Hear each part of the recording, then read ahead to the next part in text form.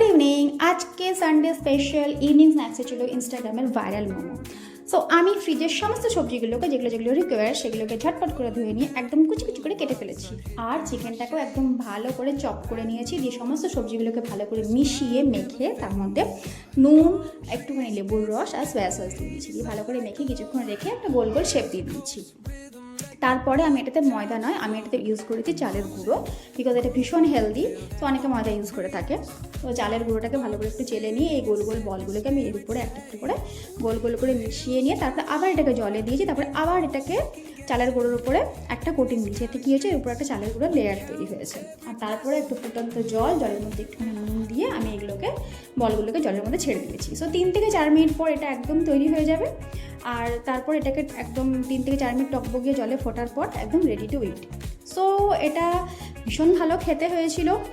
আর আমি জানি এটা আমার ভীষণ পছন্দ হয়েছে। সো ডেফিনেটলি তোমরা ট্রাই করে দেখতে পারো। কার কার এগুলো খেয়ে দেখবে কেমন হয়েছে, কে কে আমার রেসিপিটা ট্রাই করেছে ডেফিনেটলি আমাকে জানাবে। আর কেমন লাগলো খেয়ে সেটাও অবশ্যই আমাকে জানাবে। আমি এটা লিখতে খুব একটা ভালো হয়নি, আমি জানি, আই নো দ্যাট, বাট খেতে অসাম হয়েছে। আমি জানি পেহলে দর্শনধারী বাদ মে গুণ বিচারি, বাট এটা দর্শনে খুব একটা ভালো না হলেও কিন্তু গুণে খুব ভালো হয়েছে। It's very yummy. So definitely তোমরা এটা ট্রাই করে আমাকে জানাবে যে তোমাদের কেমন লাগলো। আর খেয়ে আমার কমেন্ট সেকশনে অবশ্যই বলে যে তোমরা কে কে আমার রেসিপিটা ট্রাই করেছো। আমার ভিডিও, আমার কন্টেন্ট সমস্ত কিছু যদি ভালো লেগে থাকে definitely like, share and follow. Good bye.